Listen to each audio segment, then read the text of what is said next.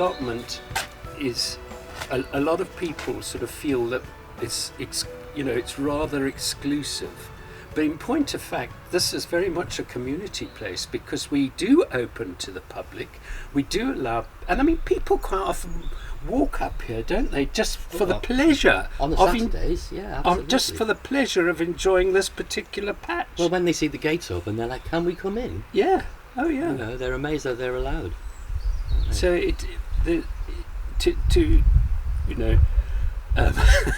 without being rude, it is not an exclusive place. When my mother and I first started on this plot, there were elderly gentlemen who clearly gardened here probably since before the war, and they were frightfully shocked at women having plots. And I can remember hearing one man say to another, "Well, it's better than nothing, isn't it?" They just ripped you apart. They were bastards. Absolutely. I mean, Gladys, she used to tell stories about how they used to say to her, "You can't do it like that, you shouldn't do it like that, women shouldn't be here." They used to say to her. Yeah. Well, she had the last laugh, didn't she? Because she outlived them all. She did indeed. Gladys. God bless her. Here comes Margie Smith. Yeah. Your turn next, Margie. I first got a plot in 2011 and recently changed and moved to a smaller plot beginning of this year, 2020. And why have you moved? Why did you change? I was helping in the shop and the tea room on a Saturday morning before COVID, obviously. And so the guy who had this plot wasn't very happy there. He wanted to move a bit further up, and we did a mutual swap. And it means that I can be nearer to the tea room and the shop when we do get back to opening regular hours. Well, this is our tea room. It was a Victorian beach hut, which was brought here during the war when they cleared the beaches in 1939, I believe.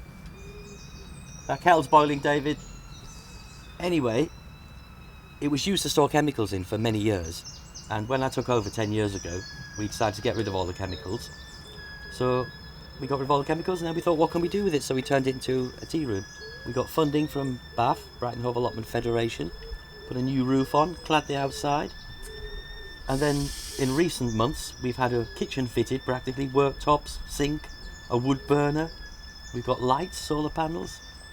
It's really taken off, and it's the hub of all our activities now, which is fantastic. Because before we had it, people would just come to the shop, buy something and leave, and they might chat to one or two people on the way, but people didn't hang around and talk and swap things. And do you know what made the difference? So actually, it wasn't the tea room, it was putting chairs out, so people could sit for 5 minutes, and ever since then, people are swapping phone numbers, becoming friends, swapping plants and all the rest. It's been fantastic. So, all over a cup of tea. Kettle's hot now. Yes, dear, I know. Just gonna go turn it off.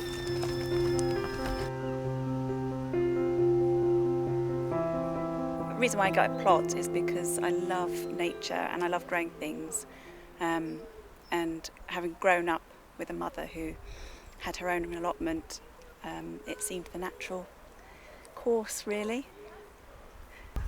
I just had a kid and I wanted to feed her more organic food. Of course, it's quite expensive, and the idea of growing my own and introducing her as she grew up as well to where her food comes from was an important factor.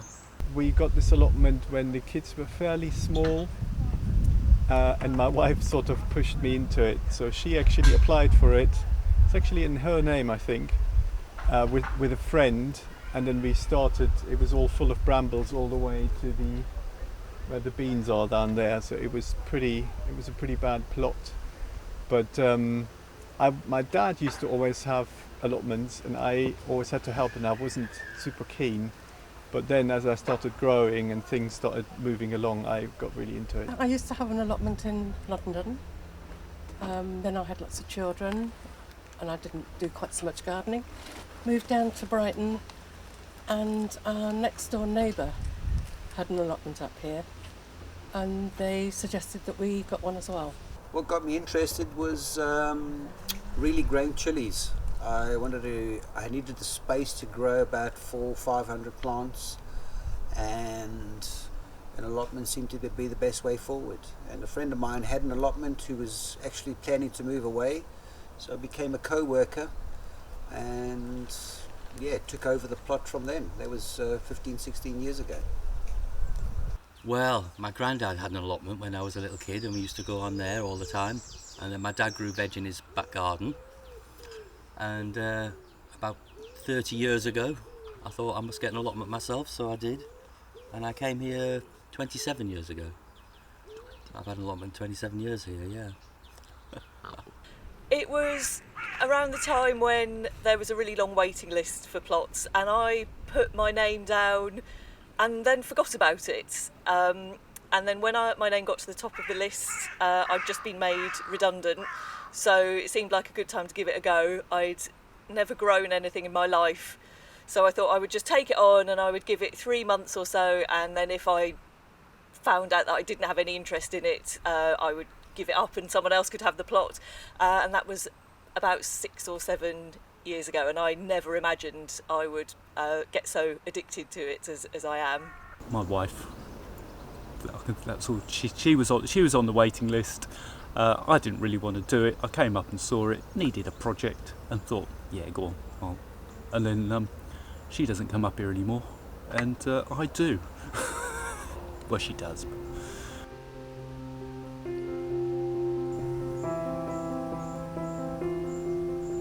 Did you know much about growing before getting a plot? I've always had a garden, so I've grown things in gardens. When I was young, my mum used to use half our garden, when we had one in Liverpool, to grow vegetables. So I would say I'm still a bit of a novice, but there's lots of people here with expertise. But yeah, I can grow things. I really didn't. I mean, I come from a gardening and farming background, but personally I was totally new to it all, and just got into it straight away. It was just one of those just immediate hands-on way of making an immediate difference, and it just felt so healing to actually come back off the allotment after a day's work, feeling tired but feeling happy that, you know, there's going to be food that you'd grown with your own hands coming your way soon. This is the first time that I've had a big plot and seriously tried to grow a lot of different things. But one of the great things about being on an allotment is there's plenty of people around, and you can get advice, and you can also get comparisons. You can see what other people are doing and what works for other people and what doesn't work, and sometimes as well you get consolation. My potatoes this year are rubbish, but talking to another allotment holder just down the way, he was saying everybody's a rubbish this year, so then you don't feel so bad about it. Before getting the plot, I had always done a little bit of gardening. I'd had in various rented flats little plots. I'd grown up in a house that had a garden with a family who, my grandparents grew a lot of vegetables. My great aunt was a gardener. So I think I thought I knew a little bit, and I've learnt a lot since. I grew up in the really tiny village with, like, I don't know, 100 houses, so like really tiny. No post office, no shop. And yeah, so yeah, we had a garden, so you kind of learn. But I never really care about nature, I never care about how to grow stuff. But then once you start doing it from your interest, then yeah, you get into it, and you find out that it's never ending, and you always learn. I've never really grown myself, so my knowledge was very little. I have to say it probably still is, but I've learned that it doesn't really matter. I realised that one doesn't have to know everything, and with our community here, which I think in the valley is particularly strong, there's a real sense there's always someone you can ask, and there's people who've done this for all their life. When I first started growing, I didn't know anything about gardening or growing at all, really. But the thing about allotments is, as soon as you get onto an allotment, there's so much information there, and people are so willing to help. People were sharing tips, sharing seedlings. You learn on the job, and there's so much support really from other plot holders. It's a great community like that.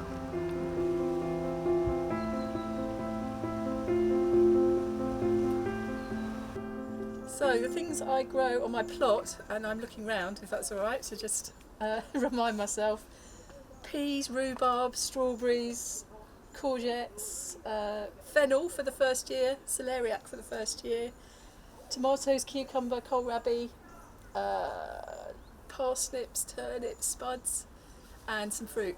I grow quite a lot of things that seem to be quite easy to grow. We grow potatoes and beans, French beans and runner beans, and hope that they don't get eaten by the slugs, and things like lettuce and carrots. So all of those things I try and have some space for, because they just taste really nice when they're freshly grown.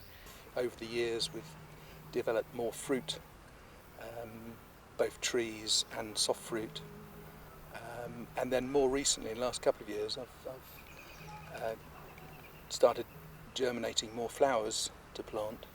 Well, I'd say we're very much at an experimental stage. So we had a disastrous time last year with cauliflowers, which were eaten overnight. But more recently this year, we've successfully grown a range of courgettes and marrows and squashes. And so far, touch wood, they seem to have avoided the caterpillars and slugs and birds, whatever else was eating our other produce. Other than the weeds and brambles, of course, I grow lots of fruit. So there's raspberries, blackberries, blackcurrants, gooseberries, and then there's apple trees and pear trees. Then I have loads of veg at the moment. It's a good time of year. So squash, potatoes, greens, sweet corn, tomatoes, peppers, chilies. French beans, runner beans, potatoes. I've got loads of squash down there, leeks. What else we've got? We've got I've said that cabbages, chard, cucumbers, tomatoes, peppers. Pretty much everything really you can grow. It's a mixture, I would say, of fruit trees and then vegetables that I have to plant every year, and then certain beds like asparagus that come back year after year. It's designed to have a mixture of things that I just tend to roll over, and then new things that you're planting each year. It's nice to have a mixture. And also I try and choose things I like to eat. So I've got raspberries, which I love. I do a lot of courgettes, artichokes, because they're one of my favourite vegetables. So it's things I like to eat mainly. Ideally as well, I like to grow things that are expensive to buy, or I just really, really like to eat. So I've got quite a lot of raspberries on the allotment, and more raspberries I have, the better. And I've got some other berries, like some tayberries and some Japanese wine berries and some strawberries. So soft fruit is a good thing. Red currants for salads and things are delicious. Asparagus, that's another thing that's really expensive to buy. The things that I always want to get a lot of are cucumbers I love, green beans.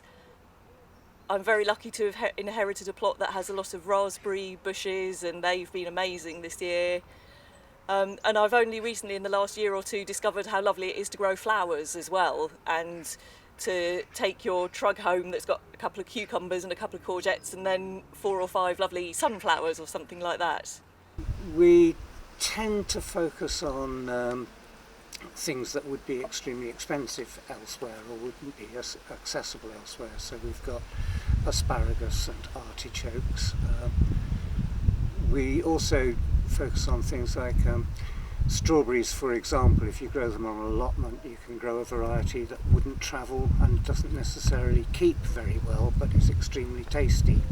Parsnips, salad, tomatoes, beans, squashes, courgettes, fruit trees, tomatillos, carrots. I grow a lot of stuff, rhubarb, strawberries. I like to grow cut flowers and lots of flowers as well. Pumpkins, as you can see.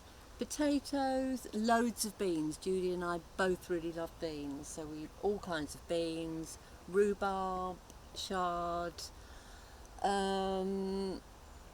What else? We've got a plum tree, we've got figs, we've got courgettes, pear trees, apple trees.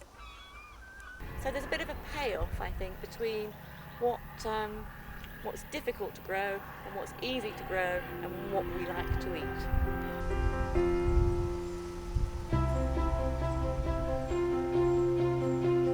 How much of your spare time is spent up here on this plot? I think we tend to come every Saturday afternoon, and then between us we come once or twice a week to water and just be here. Sometimes we come just to have dinner. This is our dining room, so we have open air dinner parties. And I'm very fond of coming here and just reading my book, much to everybody's horror who thinks I should be digging the land.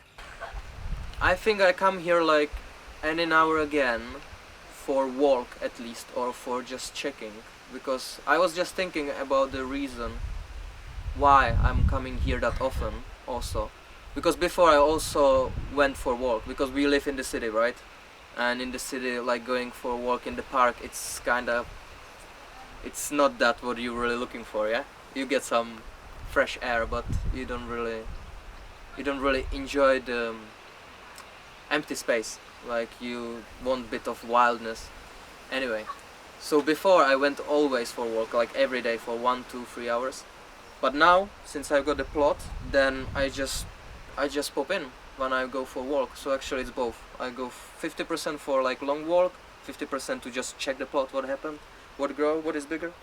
I try to come up about 4 times a week.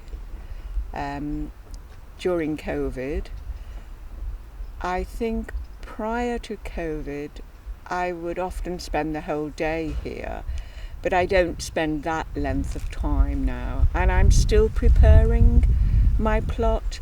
It needs quite a bit of work done on it, so I'm looking forward to the autumn when it's a bit cooler and I'll be able to perhaps spend a bit more time here.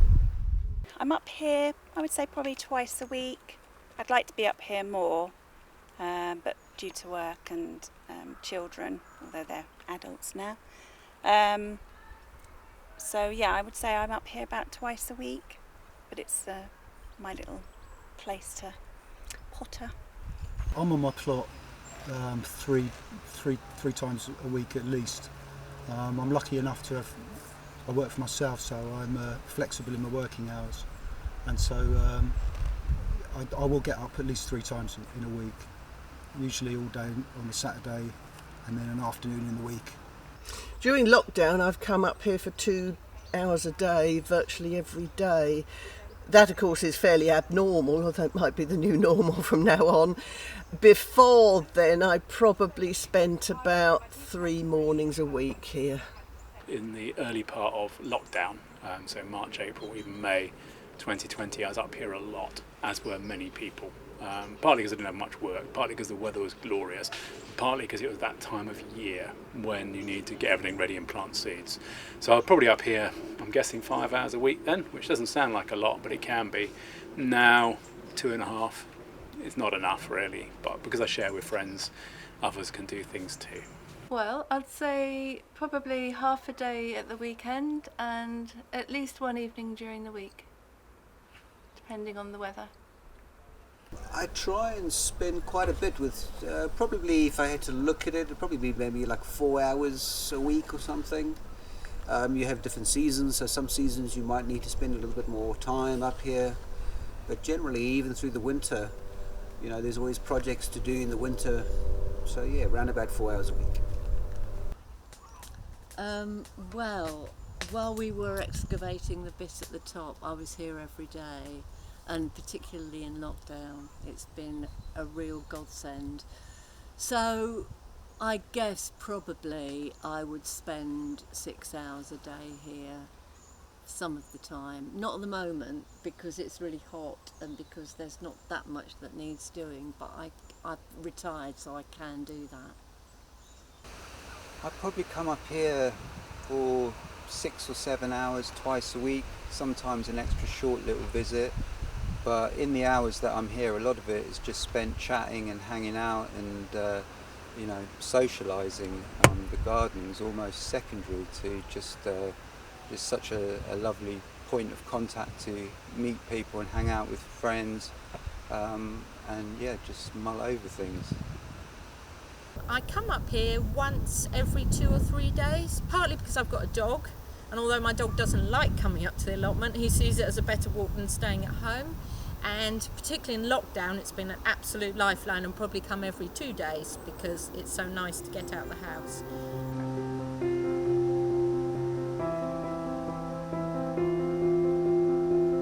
We do our best to just get on and do what we can here, but we always feel that the allotments are under threat.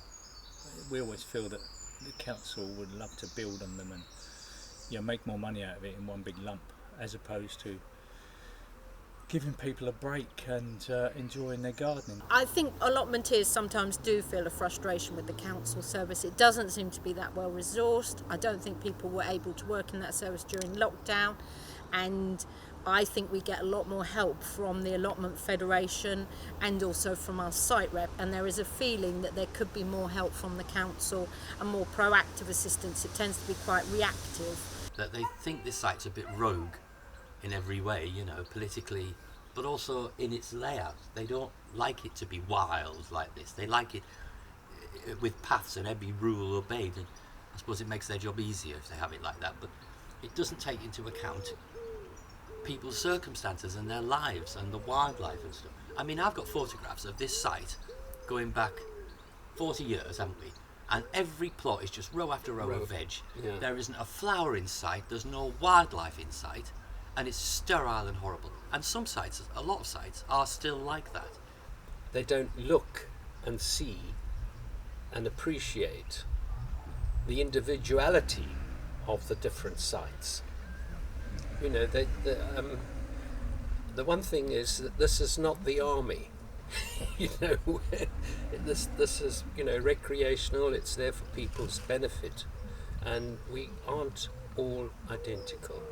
The council think that this allotments in particular, probably because we're not full of yes men, we feel that they think we're just a bunch of rebels and will argue against them for any silly reason. We've had this battle continuously where the council have said things like, this needs to be 70% crops and all this kind of really strict rules. They're not at all flexible, it doesn't seem to me. It's not a well-funded service because we're not paying that much rent a year, but you don't seem to get that much back for the rent in terms of the council service. So I think the volunteers kind of step in where the council isn't really providing much of a service. I mean, I'll give you one example, right, and then people can make up their own minds on it. But we've had an issue for years with the footpath and the hedges encroaching onto it. Supposed to be 12 foot wide so that an ambulance or a fire engine can get up there, and also so cars can drive up and down, and the council van is quite wide as well, isn't it? And so for years we've been trying to get people to manage their hedges, and the council said to us 2 or 3 years ago this was, if we couldn't get people to cut their hedges back, and I quote, they would come along, chop them all down to the ground and inject them with a pesticide to kill them off. So they were happy to come up here and kill all of our hedges, right? Well, of course, we had an absolute fit, I had an absolute fit, and then they reversed that decision. But it was just yet another battle, and it's like that continuously, If I want to move a tenant who's got a steep allotment because they're getting elderly to a flatter allotment because they've got a bad back or they've had a new knee or hip, I've got to have this battle with the council over it. The council have all these targets on water use, on chemicals, on wildlife, on obesity, on fresh air, on exercise, on inclusiveness, on democracy, all these things. And yet every time we try and do it, the biggest obstacle is the council. And, why don't they just let us get on with it? There, end of rant.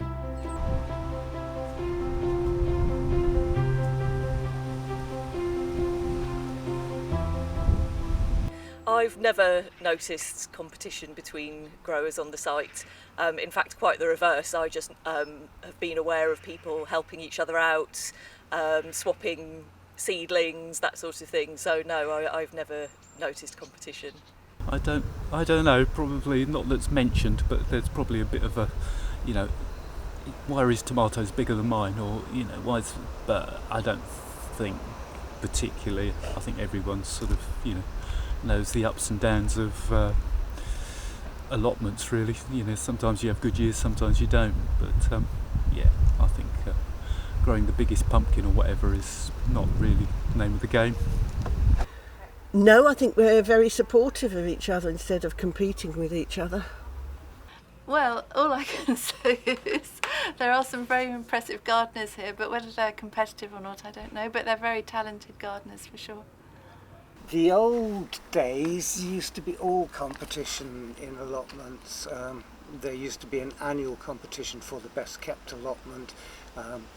Individual societies and sites would have their own fruit and vegetable contests, something like here on the Archers, the annual produce sale. That drifted away, and I think most people now don't want to take it seriously to be competitive. I think people come to allotments to get away from that kind of rat race. I don't think competition is the right word, but people are very protective. So I've already been warned off the apples next door, but the blackberries are fine. Occasionally people will give their produce away. Some people may actually be interested in showing you what they're growing, but I haven't seen people entering competitions much, or having that sort of competitive, somewhat unfriendly edge that people can sometimes have when they're trying to beat their neighbours at something. So I'd say no. I would say this is a very, very friendly site. People really help each other. People share plants that they don't need and offer tips and advice. So I wouldn't say this was a competitive site. I know friends of mine who've got plots in other parts that are much more competitive about how much they grow. But here I think there's a sense of everyone getting on. There's a lovely shop and there's a very good allotment rep. I don't think there is actually. I think there might be a few sort of bits of sort of jealousy of how some plots look. But I think we all tend to sort of help each other. And then if you see something that someone's done and you kind of like it, then you can have a go. But no, I don't think there is. I suppose it's a slight undercurrent, you know what I mean? You sort of come along and sort of show people you're the best of what you've got. You don't. It's not really a strict competition, I would have thought. It's a little bit of reflected glory. Yes, I guess there is, but healthy competition. It's more like showing off, and then, well, what's nice about it is they will tell you how they did it, so it's not in any way horrible. There can be competition between growers on this site. Sometimes you might get people really with a bit of banter saying, "Oh, my tomatoes grew bigger than yours," and so on. The good thing that I've found is that if somebody grows something better than you, they are usually more willing than not to tell you how they grew them, to give you a chance of growing something as good.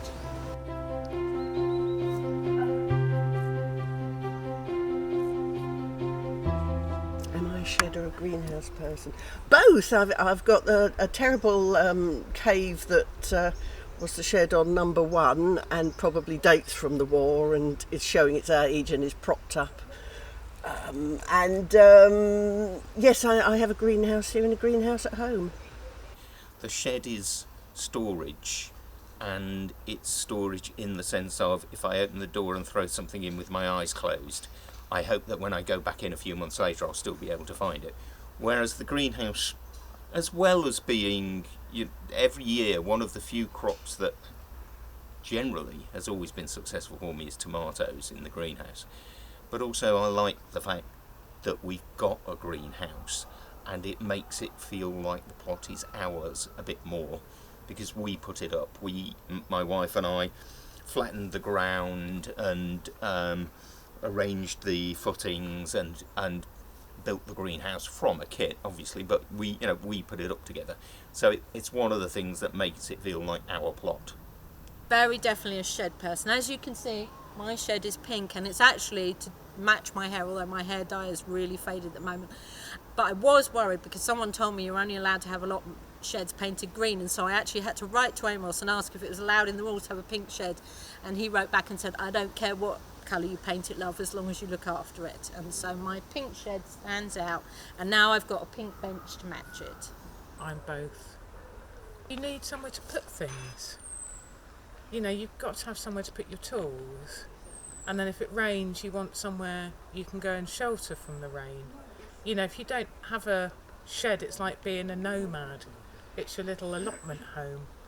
And then if you don't have a greenhouse, you can't raise your plants. And it's difficult to grow tomatoes outside. And that's my number one thing, is I love growing tomatoes. So yes, I'm both. I couldn't do without either. Greenhouse, it's a pain because you have to water it. You know, everything else you can grow, as long as you keep the weed away, you don't have to water that often, you know. But greenhouse, it's unnatural, right? Greenhouse, it's like plants at your house in the pot that without you they won't survive. Yeah, I like it too, because otherwise tomatoes won't be that juicy, that big, that many. At the moment, I'm neither of those things, having taken down a very old shed. I'm about to get a shed, and I would like to add to that either a small greenhouse or a small polytunnel. Well, the greenhouse is great for starting your seedlings off in the early spring, where if you didn't have a greenhouse, you'd probably have to do them at home on the windowsill or something.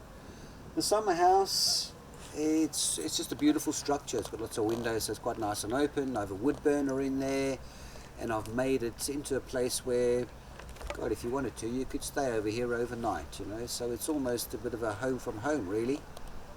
Ooh, a shed all the way. Why?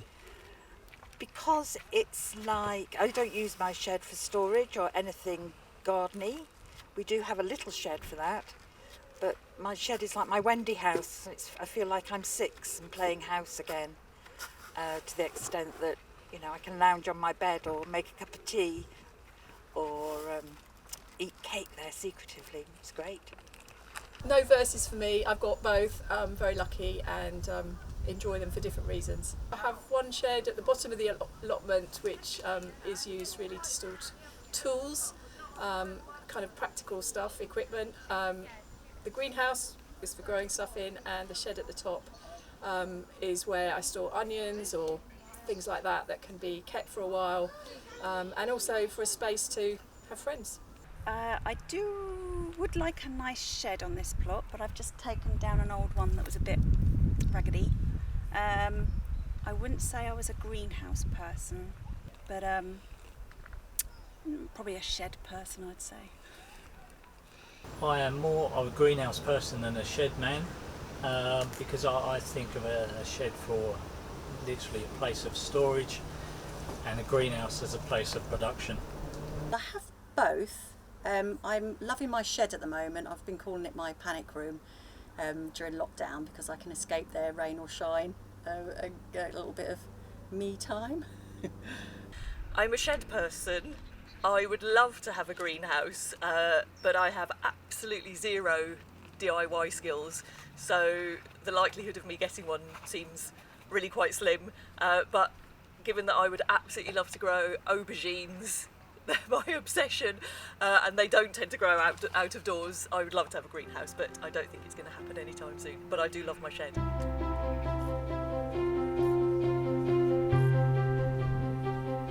The best thing about having my plot, and I'm sure a lot of people say, is just a chance to get away from everything. Sometimes I come up here without great intentions doing work, just to sit and listen. But just seeing things that you've sown, tended and looked after growing, and the wildlife is absolutely amazing up here. So yeah, I think that would be the best bit. And then obviously the fruits of your labour, the other bits, the good bits. I think there's so many benefits, really. I mean, it's a way of spending time. It's a way of getting immersed in an activity. It's a learning activity. You're constantly finding new ways to do things. You're acquiring information about different techniques. You're encountering constant problems, particularly predators like slugs and snails and pigeons and so forth, and finding ways of adapting to cope with those issues. It's a way of staying in touch with nature, not just nature but also the threats to nature. You're very aware of climate crisis and global warming if you're farming or growing or being a gardener. It's having a space that's outside Brighton, well, outside the city, in the countryside, kind of. You can lie in the grass, you can see the sea from here, which is amazing. It's having space, I think. We live right in the centre of the city, and it's good. I would say, and I bet many other people say this too, that the best thing is being able to withdraw from city life. Even if you live on the outskirts like I now do, just the constant pace of modern life, even in the lockdown and post-lockdown now, is that we're busy and we have a lot of stuff pressing down on our minds, and there's always the next task to do. So for me, it's able to get away from all of that and just relax, get back to the earth. And if I'm not doing something like that, then I can sit on this little terracey thing here and just look at things and think about things, and it's actually incredibly relaxing. It keeps me sane. I can come up here feeling really anxious and depressed, and by the time I've been here half an hour, all that's gone, and you can just do what you like up here. There's friends, the physical activity of growing, the benefits to my health, both physically and mentally. It's my life. I just love it. It's just a magical space to come to, and no matter what's going on in your life, I feel as soon as you sort of come onto the plot, your worries sort of dissipate and your blood pressure reduces, and it's just a tonic to come here. I think the best thing about having a plot is, especially because we've got no garden at home, it gives us a chance to get out in the open, spend a bit of time enjoying what we're doing, which is obviously enjoying growing fruit, veg, flowers, and it just gives us that bit of freedom, really. For me, it's doing something together with my friend and sort of joining in with the community, and in our little community we have special days like harvesting and tomato tasting and apple pressing, and they're community events that I think are just really beautiful and have such a lovely variety of people coming to them. That doesn't happen in my garden, so I think allotment is still very important. Really, there's so many things. It'd be hard to pinpoint one above the others. I think the social aspect is really important. It's so nice to see other plot holders. We've got a lovely tea shop that's usually open on a Saturday. You can sell and swap seeds and seedlings. So I really love that. I love hanging out. We've got a few of us working our plot, and it's just the social side is really nourishing. It's almost like the food we get is an added bonus from just having a lovely sort of rural feeling space to just chill out in. I suppose one of the greatest things is plants don't argue with you. All they want to do is grow. And so, when you've had a life of working with people all the time, it's very nice to find something that just wants to do it.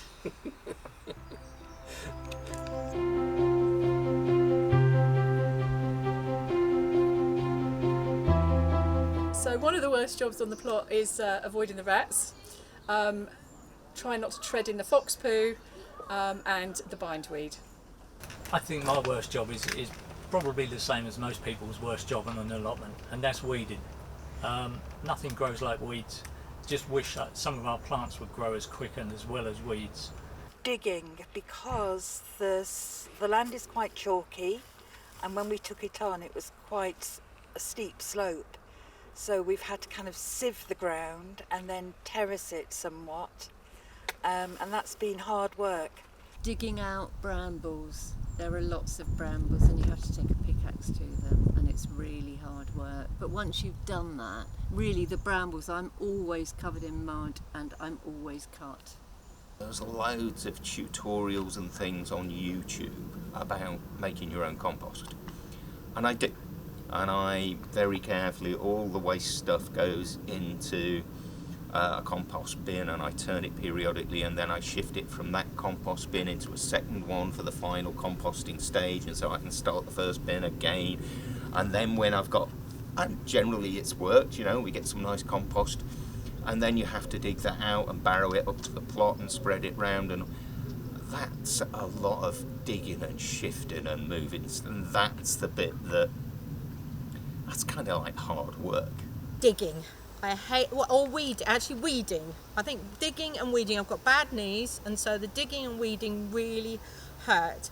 And there are lots of nettles on here, so picking nettles. And so I think this is the lovely part of the year when you're harvesting things, but then winter and spring, it's digging, weeding, cutting back nettles, and they're the things I hate doing. Probably everything to do with weeding, and particularly we've got chalky soil with lots of brambles here, so they keep popping up. So you need to get some long stuff on and get in there, and they keep coming back. You know, you keep digging them up and stuff. So they're quite persistent. So that's the most annoying bit, I would say. The job I hate the most is watering. It takes forever. I try not to do it too much. The most unpleasant things are occasionally, for one reason or another, you find dead creatures and have to dispose of them. There's foxes, there's badgers, there's cats around, and there's wrapped up birds, and the seagulls. So, for example, the seagulls will take fish from a pond given a chance, and you occasionally have to deal with that. I think the worst job is clearing nettles. Nettles are horrible, and it doesn't matter how you protect yourself, they get you somehow. You're always going to get stung. Digging. I don't like digging very much. I've got a slightly bad leg as well, so it can hurt sometimes when I dig. That is the worst job. Chopping down brambles. The top end of this allotment was very, very overgrown, and we had to hack back all the brambles there. Digging at the moment, because it needs quite a bit of work and it needs a lot of nourishment put into the soil. I feel like I'm constantly digging and weeding, and I just find that hard work at times. I don't think there's anything. No, I think everything is enjoyable. Nothing is bad. Because even when you do compost, I love actually compost. For me it's the most enjoyable, making compost, because it's like you're preparing food. We're just preparing food. So who hates cooking maybe doesn't like making compost, but but no, I like all of it. Well, I think you probably, if you scanned around, you'd see weeding. Weeding for sure. I'm not great at weeding because it's really dull. I don't think I have a job that I dislike necessarily more than any other on my allotment. It can be disheartening when actually, as in today, I've come up after not being here for a couple of weeks and there are lots of weeds, but I do know now that I've got a bit of experience with allotments that a really good solid couple of hours work and it's back to looking how it was a couple of weeks ago. So I would say that there's nothing really that I dislike about working on my allotment.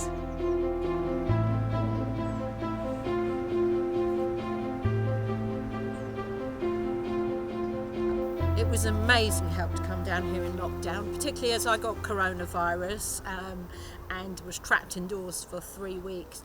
But before and after that, it was just amazing to know you could come somewhere, be outdoors, you didn't have to mix with anyone, bring my dog here, and just knowing you had a safe space to come to every day, particularly as I've worked from home throughout lockdown, it's been a lifesaver. I don't think I've ever appreciated my allotment as much as during lockdown, ever.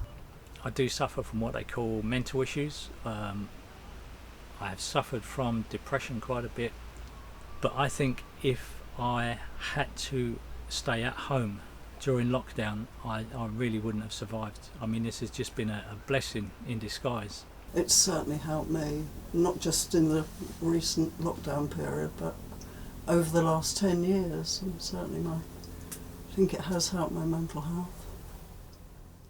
I can get anxious about things sometimes, and like everybody, I've got issues with ageing family and that sort of thing, and there's something about coming through that gate and hearing the clunk of the padlock and walking down the path with the birds swooping around that just makes everything else fade away for a time, whether you're here for half an hour or 6 or 7 hours. I live in a flat, I've got a small garden, but you're still limited where you can go, so having the allotment to come to, especially in the springtime, was great. You know, it's a busy time, so I would come and spend the whole day up here, bring lunch, and yeah, just literally spend the whole day up here planting. And it was surprising how many people were around, you know. Everybody had an allotment, everybody was out doing their things, and I think it helped us greatly that we had each other within a distance, you know, just to sort of chat to and to see people really. At the beginning of lockdown, I found it really hard to be stuck at home. Usually I'm up at 4 or 5 in the morning and busy off to work, and I don't get back until late, so I needed a purpose and somewhere to go. I couldn't just be in the house, and to start with I thought possibly we might be not allowed to come here, and I got in contact with the site reps and they said no, it was fine, we were still allowed to be here. So this was my haven really. If it wasn't for my allotment, I think I could have struggled really. I loved coming up here. Early on in lockdown, I was coming almost every day at the end of the day, having just been sat in my spare room on a laptop in meetings mostly, trying to cope with what was happening. I was trying to manage a team and put on a facade of being fine and relaxed about everything. And it was great to come down here to the peace and the bird song, and it felt like the world was still real. Gave you some hope. During lockdown, we've been really, really appreciative of having this place to come to, because it's kind of normality, and also, you know, you're very aware of the seasons and being surrounded by nature. You haven't got the news and the radio going on, and you know, it's just a place of tranquility. And also the other people here are so lovely. So whilst we can socially distance, which obviously is really important, there's that friendliness and looking out for each other, which gives you a real sense of belonging to a community, which when you're locked down in your house, you don't always tend to have. Lockdown didn't actually affect us that much. We would come to the allotment and be here for as long as we needed to be and go home, which is pretty much what we do with everyday life anyway. We were aware of how lucky we were having a big space like this to be outdoors in, and other people who, you know, maybe have a flat and no garden and not this opportunity. It was tremendous having here to come to, rather than being stuck indoors. I've been working from home for the last 5 months.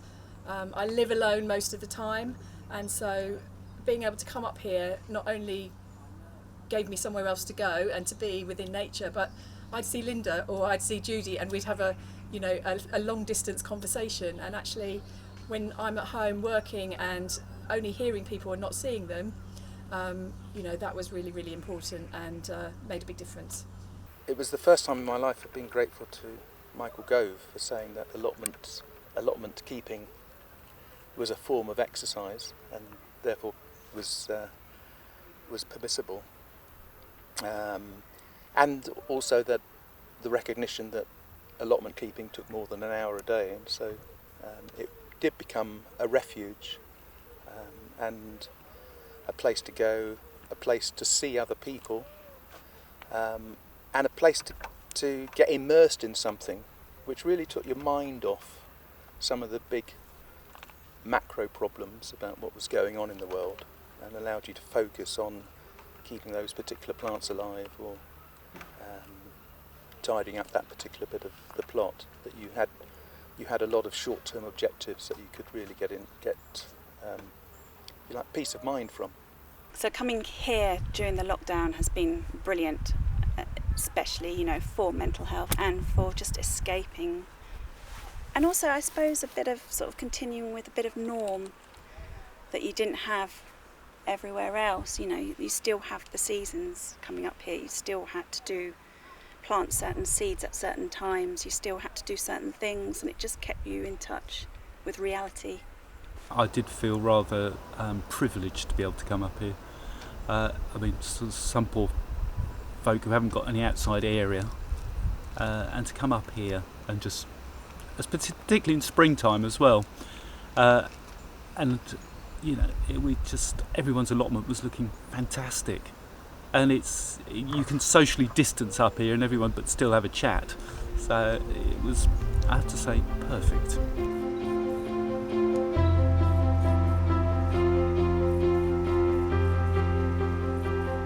Do you think a place like this has an effect on your mental health? Oh, definitely. You're out of the house, there's fresh air, you're physically working, and because mental health is bound up with physical well-being, there is a knock-on effect from doing things, using energy. I think this place slows me down, allows me to stop and think about things rather than just rushing into them. I think it's been extremely good for my mental health and for that of other plot holders up here. I think if you're feeling angry, you can dig it out. If you're feeling depressed, you can just sit and look at a flower. It's wonderful. It helps improve your mental well-being and your general well-being. Just taking in the place, absorbing the sort of beauty of it, the some days stillness, being able to listen to the birds. You don't feel like you're in the middle of a city. The exercise you get here, I feel personally, definitely helps your general well-being and certainly your mental health. You feel like you achieve something. People with mental health issues, or even people that are shut up, maybe living in a flat, this place is such a place of freedom for people like that. And I and many others on these plots don't believe that the council understand how important it is to many, many people who use these plots. I don't quite know what I'd have done otherwise. I don't have a garden at home. I'd have been indoors. So coming up here most days has just been a lifesaver. I think that's, well, I know I've had lots of people write to me and tell me that having an allotment really helped their mental health. I've had some people who've told me that they've literally been able to come off of antidepressants by working in an allotment. It's just that connection with the land and with the plants and immersing yourself in that. I think the mental health benefits associated with that are huge, especially today when people are so disconnected, not just from the land but from their food. Making that connection, however small, is just increases your security. And having things to look after, having plants to look after, takes your attention away from yourself, if you like. And that shift of focus is a massive health benefit as well. There's something about you're constantly planning for a future, which helps you to hold on if you're prone to depression, which I am. The constant, we've just harvested potatoes, now it's time for leeks to go in. We want to harvest those because that'll give us somewhere to dispose of waste and make a new compost heap. That didn't work this year very well. We'll try a different variety next year. So there's this constant forward looking, and there's a very definite being in the weather. You much more knowing what the weather is like, what the season is like, than I've ever been before I had an allotment. I know that when I first started coming here, and at the beginning of the season, when you start to come and you start to look at the mess and the things you've got to do, as I get out the car and I go through the gates, I used to run down the path because I couldn't wait to get here. And I don't do that anywhere else, I don't think. I do have a history of depression, and I can really say that being here is just so uplifting. Even if you're not being very physical, obviously if you're physically working, that has its own benefits, but again it's about being surrounded by nature and also kind of making your mark on the earth. There's something very primitive about that, which is very life affirming. A friend of mine's father, who also suffered from depression, said when you're low, go and plant potatoes. And I completely get what he meant about that. It's about having your hands in the soil and nourishing and watching something and protecting it.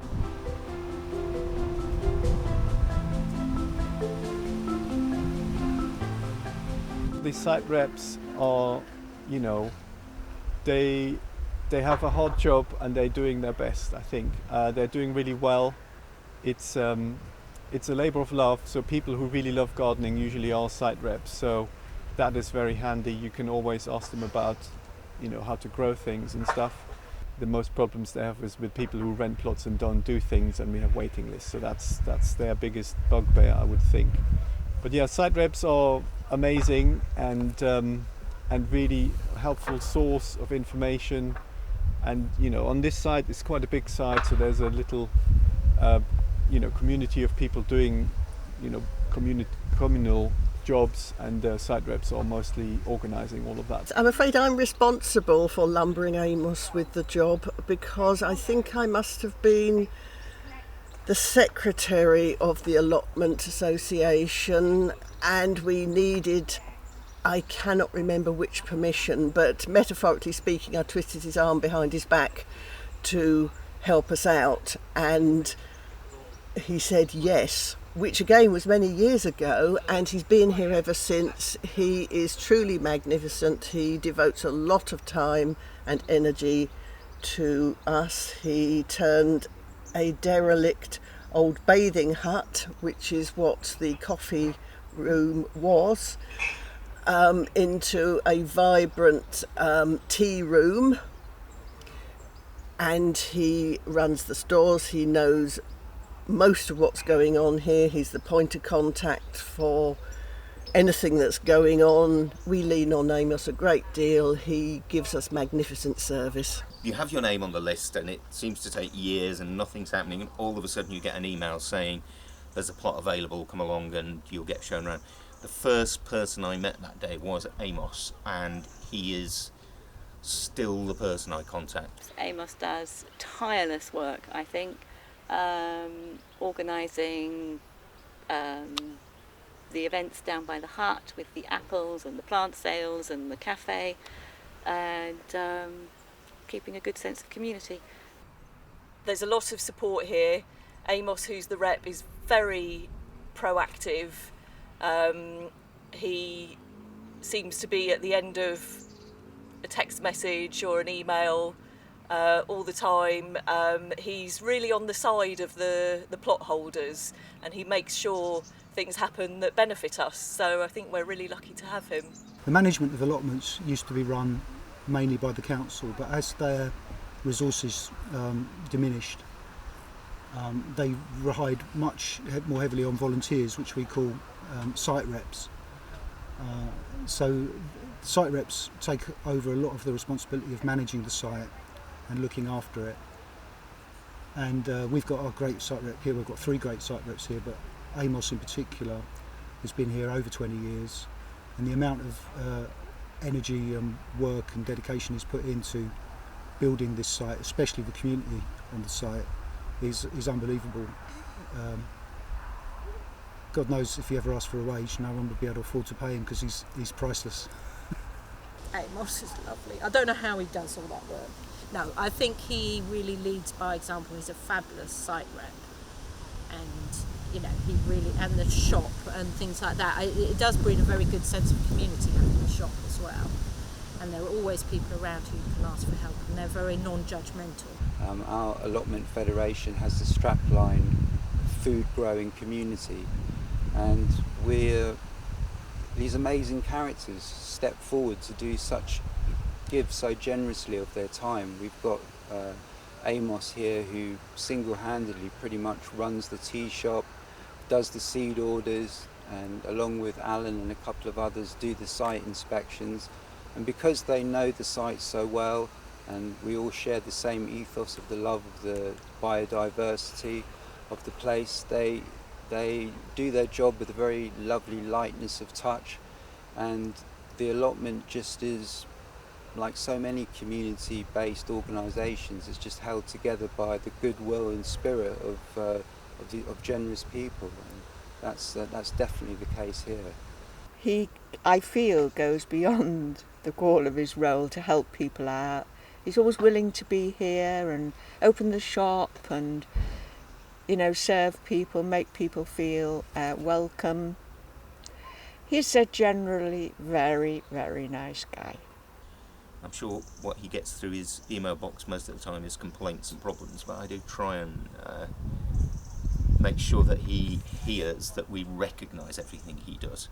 But that is something that's worth saying. There's a little coterie of people, and I'm not really one of them, but there is a little coterie of people that keep all of this going, that keep the shop going, that keep the turnover of the sites and the checks that are required and all of that.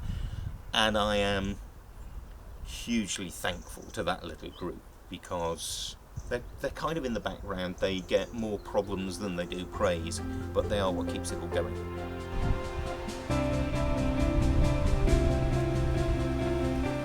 I think this is a really lovely, special place, and I think in lockdown it's come to mean a lot to people, this place. Yeah, the valley is just a haven. It has its own microclimate. It always seems warmer and more sheltered. Yes, and I think it does make me feel sheltered. I think it's a place of sanctuary. It's provides you with a great diversity, and there is also a social side if you need it. It's just a nice, balanced place. You know, you go to a pub and there's a wall round it. There's not many walls round here. For me, it's an oasis in Brighton. It's so beautiful. You only have to look around. You can see yourself. Just, you know, there's flowers growing, there's beautiful trees, there's shrubs, there's vegetables being grown, there's sheds being erected, being pulled down, there's people sort of enjoying being outside. It's really a big part of my life in terms of my husband died just after I got my plot, which wasn't unexpected, and for me it's been my saving grace. I often refer to it as care in the community. I love seeing the amount of care that so many people have put into these allotments, and that everybody allows, I guess you've got no choice, but everybody allows quite a big element of wildness and natural world. Nobody's manicuring everything or doing some kind of really kind of intensive market gardening. It's all much more relaxed and wild, I think. I almost can't imagine not having it. It's, you know, it gives me an extra dimension to be able to do lots of things. And not only do you grow things and eat them and they taste really amazing, you know they're really good for you, And it's also a really beautiful place to come. I mean, sometimes we just sit at the top and look out onto the allotment, and anybody who comes to visit us here, and we've had friends here during lockdown because we've been able to socially distance here, who just think it's beautiful, and it is really beautiful. From time to time I do think, oh God, it would be awful if we weren't allowed to have this anymore. You know, like if somebody really famous dies and you think, I really like what they write, so I don't want them to die. It would be like this. If the council decided to take it over and build on it, I would be devastated. It's a place where I have tranquility. There's tranquility. You're out in Mother Nature. You can pick up on different birds, especially in the lockdown when there was hardly any cars moving around. You could hear insects. You know, the birds were beautiful. It was, yeah, it's just it's a place that gives me well-being, I suppose. Just the calmness when you walk through. It feels like, literally, I remember Amos when he first took me to look at my plot. He said, you know, you leave your troubles at the gate, and he's absolutely right. I do feel that when you walk into this place. It's like a little haven. It's so special. For me, it's just a unique place to come to, and it's a bit like a sort of a sanctuary to come away from the city and within minutes to be here. Sometimes I come immediately after work, and it's just great to sit in the sun or the shade and just be surrounded by greenery and birdsong, and to see the sea in the distance. It's just truly magical. That's the word I'd use. It's lovely.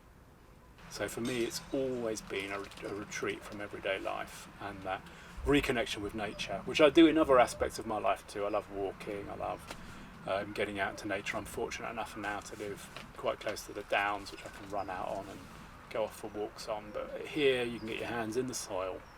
You can improve the soil. You can guide the growing of what happens in the soil.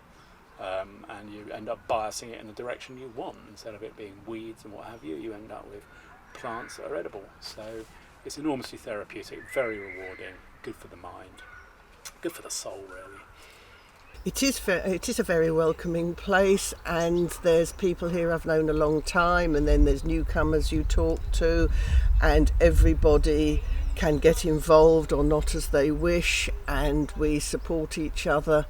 It's very unusual to get somebody who is disliked here. Gardeners are a cheerful, generous bunch. I think one of the things that's really nice about this valley is the amount of space that's given over to the allotment, and also the geographical feature of it being a valley. So you get those lovely plots that go down and then up, and the amazing structures on them. And so it's a very beautiful place to be around, but also because it's quite large and the way it's constructed, you feel as though you're in the countryside. It's very quiet, it's very peaceful, it's very friendly. But I also think the valley contributes to how lovely it is, because you can then see people over there working away as well. It's like the secret garden. That's what I think of sometimes, the book The Secret Garden, where, you know, you open the door and suddenly you're into this magical place that you didn't know existed. Because, you know, I know people who live a stone's throw away from here who don't know this place exists. So it does feel like you're part of this sort of secret, and we cherish it, and we really, really appreciate it. Roedale Valley is a very special little valley. I think part of it is the fact that it is a valley and it's enclosed, so that once you're in here, you definitely you no longer see the urban sprawl, and you feel like you're in the countryside. You don't feel like you're in the urban environment at all. I think that's true for most allotment sites, but specifically Roedale Valley, because it's just such a unique little place. The allotment for me is somewhere I come where I can get away from stresses, from work, just to relax. You can come up here really like that, and within an hour you've kind of forgotten about everything.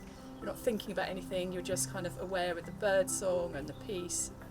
And it's as good for me in the winter as it is in the summer, and that's what I love about this place. There's always something to do. There is something magical about this valley. When you open the gates at the end and you walk in, it feels like something out of a kid's book, that you are somehow stepping through a magical barrier into somewhere else. And the reason I'm saying that is you do, in a strange and very sudden and like I say, almost magical way, everything falls away. Pressures, the worries, the concerns and stuff with work and family and things. When you're down here, I don't know quite what it is, and I don't know whether it's about growing and being back in touch with growing things and with nature, whether it's about the place itself, whether it's about the community. There is something tremendously safe, enclosed and comfortable and relaxed that I think definitely for anyone who is struggling a little bit with life, whether that's with real serious mental health issues or whether it's just with the everyday pressures that everyone has, there's something about this place that does help.